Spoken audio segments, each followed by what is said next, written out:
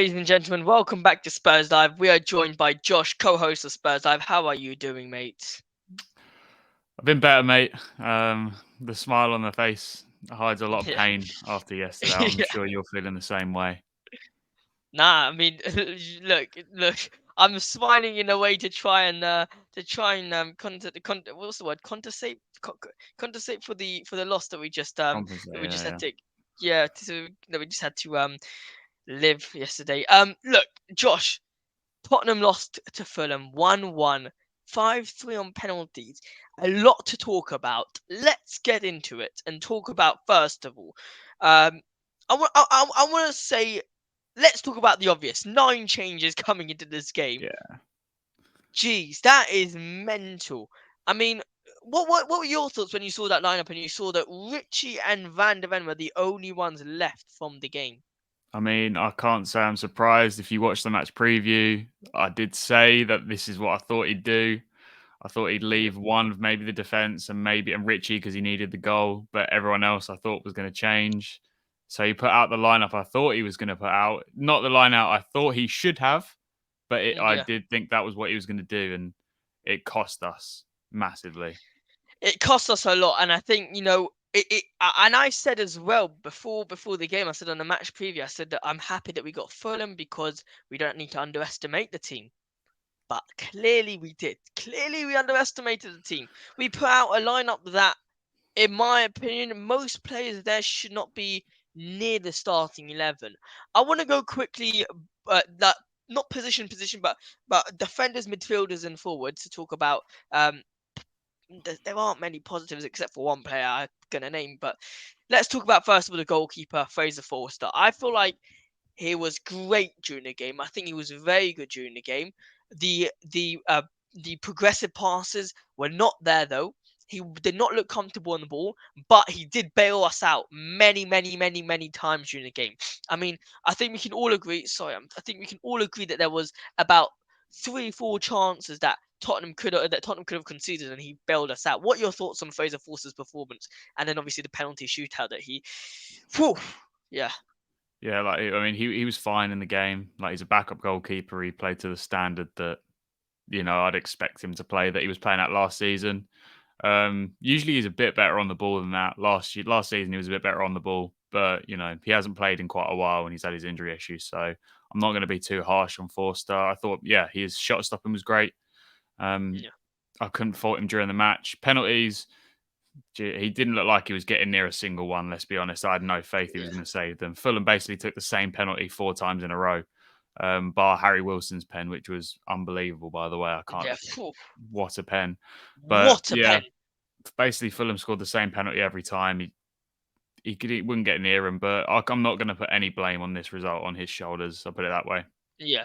No, I agree. I agree. I think that there's a bigger picture to look at. Now, let's talk about defenders in general. I don't want to go player by player because I think it's too much negativity, but let's just go in a whole. There is one player I want to talk about, though, is Mickey Van de Ven. What Hmm. were your thoughts on his match? In my opinion, I think he probably was man of the match from a Tottenham point of Standout view. performer, easily. Unbelievable. What were your thoughts on him? It says a lot about our depth that the kid that's just come in is levels above anyone else on that pitch. He looked like the leader. At one point, he just outpaced Adama Traore and then bodied him afterwards as well. Like the Yeah. kid's a Phew. physical freak. He's an absolute joke when it comes to those over the top balls. He looked comfortable all game. He didn't look like losing any of his duels. He was good on the Correct. ball, driving out from defence. Like there was a couple like clumsy moments, when sort of Yeah. I think I can't remember their striker's name, but he sort of sidestepped Van de Ven. Van de Ven overran the ball a little bit and sort of fell over himself. Tried to claim the foul, but he did fall over himself. Yeah. But I do like not think it was a we foul at mentioned all. this, he's a big because he's such a big guy. Clumsy moments like that are going to happen when he's still young. He's still like probably learning and growing into his body. He's only 21, so. But Exactly. if you look past that, he didn't do anything else wrong during that game. He was fantastic, standout performer Y- for me. But the rest of Yeah. the defense, howling, The rest of the absolutely defense, I horrific. feel like it was so like you said. I think you said it. It was that we need one or two. We need to have at least a good spine in the team. I've been hearing everyone say we need at least a good spine, and when you're talking about spine, I just don't think you need to take out Romero and Mickey Van der Ven. I said that on a match preview. Romero for me is probably our second most important player in Tottenham. Now, what so in defense in general, a quick sentence on the defense. What were your thoughts? Yeah, so it's disjointed in a word. Sort of Ben Davies did not look comfortable whatsoever in that inverted role at all. He barely got Yeah, on the ball. He wasn't progressive with it.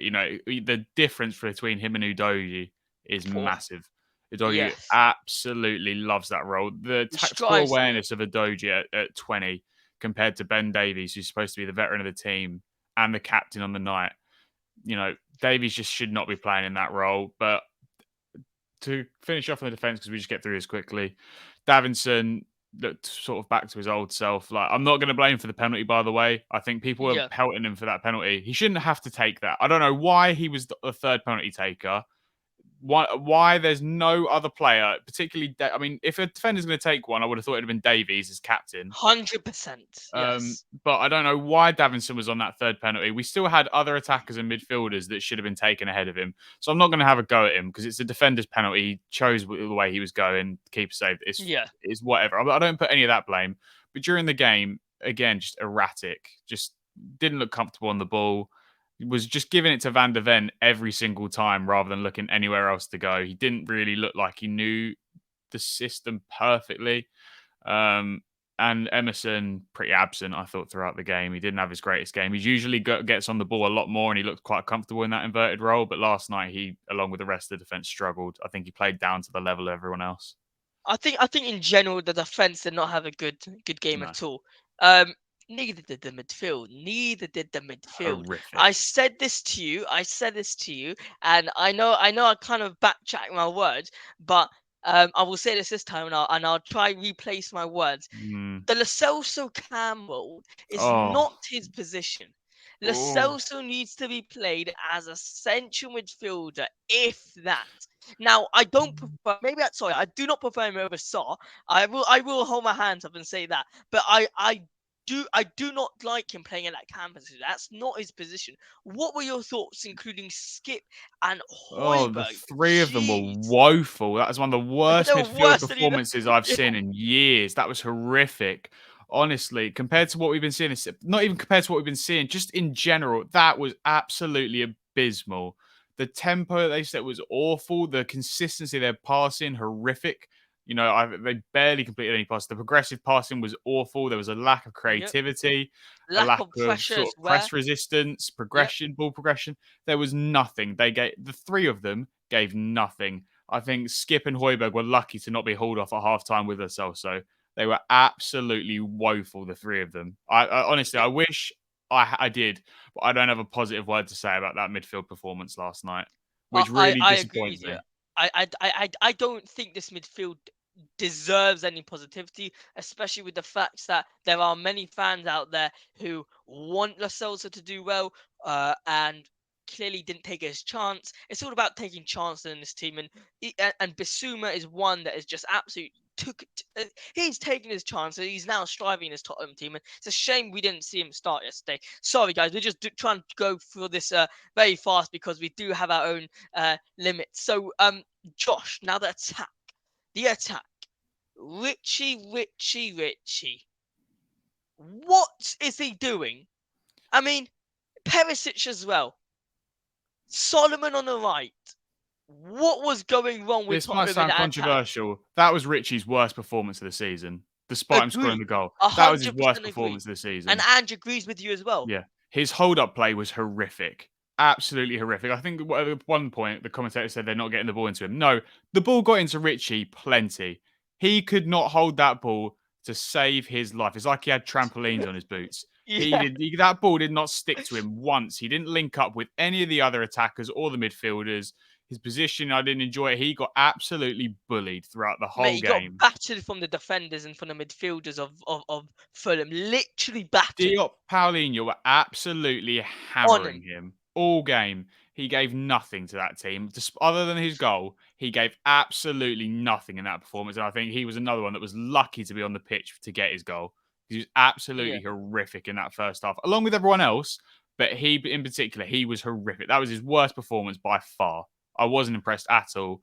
And Yeah. equally with Solomon, Perisic, I'm not as like angry at. Perisic, I think people have got to define him properly in terms of he's a decent super sub, especially when we're on top. When we're on top, he's a decent super sub to bring on when Exactly. we're high up the pitch, we're ball dominant, and he all he has to do then is have his one-on-ones, which he's great at, and then pick his crosses out. That's all he has to do. But you Thank you very cannot much. expect Perisic to pick it up on the halfway line, break past his marker, and progress the ball up the pitch. He's not going to do that anymore. He's 34 going on 35 years old. He's not going to do that for us anymore. But there's Yep. no excuse for the man on the other side, man or Solomon. Been waiting for him to have a chance and to get his moment, and he did not take it against his former club. Again, other than a couple nice little touches here and there, he gave absolutely nothing. No decent crosses, no decent link-up play, no decent ball progression. He looked absolutely void of ideas out there. Horrific. I think when you look at Perisic, and I've been absolutely battered in that comment section on someone's stream because I said Perisic can't play a full 90 for Tottenham, and I stand by it. He cannot play He full can't. 90 for Tottenham. Number one, it's not even due to his amount of running he needs to do. It's just the fact that he's just so good as a super sub. He really is actually so good as a super sub, and he's not good enough to start. He's not good enough to start. Now, Manon Solomon, I'm a little bit on the defense here. I mean, I am. I criticize him on the fact that he didn't even challenge his defender. He didn't even challenge him. Like I wouldn't Mm. mind him losing the ball a little bit, but he didn't even challenge the defender. But I've got to remember that he did not play on the left position, and when he did play on the left position, he looked 10 times better. He challenged his man. He put in a cross. He took a shot. But on that right hand side, he looked like we were playing with 10 men, honestly. Agreed. But Now, the thing is with yeah, Solomon, even if he goes on the left, there's rumours today that we're in for Ansu Fati on loan. Ansu That makes Fati, no sense to me. We're so bonkers. if any position needs filling across that front three, that left hand side is the last one I'd be going to fill. I don't understand it. Unless they 100%. play on playing Ansu Fati through the middle at points during the season or shoving him on the right for some reason, which I don't know why they do.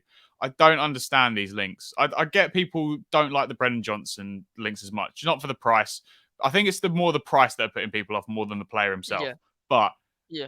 if they don't like Brendan Johnson, but they like Ansu Fati, I don't get it because I like Ansu Fati. I think it'd be a good move, but I don't. It's not the priority, and I don't get it. So unless Ange doesn't like Solomon, or he doesn't, or he agrees that it just Perisic just can't do it for 90, and we need that backup, I don't really get what the intentions are in this last week. I think the transfer aim and the transfer targets are so bizarre. Like they're really bizarre. We can all see that we need a centre back. I do not want to see any of those centre backs.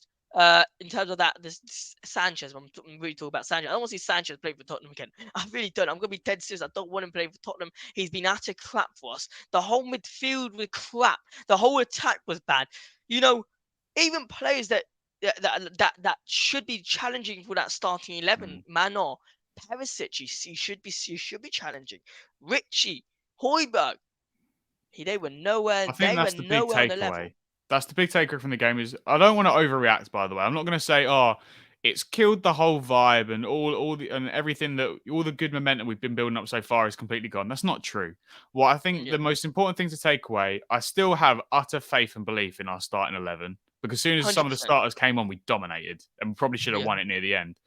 I have utter faith in that yeah, starting 11, but what it says is that our depth is lacking massively. very And much so. one injury to Very Van much de Ven so. or Romero, and we're in trouble. Or to We, Basuma, Madison, any of that spine of our starting 11, we're in trouble. yep, yep. I mean, any last words really on that full team in general, and maybe a little bit on Ange. Anything to say? Well, I was Subs disappointed in maybe. This is the first time I've been a bit disappointed in Ange's selection. I think it's his Yeah, first mistake as the manager. And I hope he I learns agree. from it because it's a mistake that every single manager at Spurs makes, and no one has seemed to learn from it. You know, Colchester, Zagreb, like Sheffield United last year, that we could go on season after season. We underestimate the smaller teams and we get knocked out. Yep. And I hope that Ange has really learnt from this. And I think he did mention that he had to rotate because he needs to know who his players are. And Yeah, but fine, I get it. really, I get it. But I don't want to hear this come. next year, or either the FA Cup this year, I don't want to hear it, and come next year in these cup competitions, I don't want to hear that now. I Yeah. get it. You had to find out who your players are. I hope you know now because we Yeah. can't let this keep happening. Look, it's all about how we move on now, and at the end of the day, we now know, we knew for time, for years, we know who's the good players, who's the bad players. But I think now Ange knows who should be starting for that Tottenham team, who shouldn't, and all I'm saying, I'm gonna end this with my last point saying, um, I think Scarlett should definitely 100% be given more minutes. I think he deserves to be getting more minutes. The performance Richie's putting on for us does not deserve. Dane does not deserve to be sitting on the bench watching a position he's trying to fight for be utter disgraceful like that. I think Scarlett would have loved that experience going up against, the Fulham defenders. He would have loved going up against the Sheffield, the Bournemouth. Would have loved the experience going up against United. I think it is what it is. Either you put Scarlett on loan, or you properly make him fight for that striker position, and actually sometimes gift him that, because if you can allow Richie to start when he's performing like that, then Scarlett 100% deserves it. But Josh, look, last words regarding the game. Disappointed, but not necessarily surprised. It's historically we've done it before, but I hope Ange learns, and I'm not going to be too down in it. I'm still positive about the start to the season, despite this, and I'm looking forward to Burnley, Arsenal, United. I'm still positive about how our season's going to pan out. Exactly. It's how we learn, it's how we move on.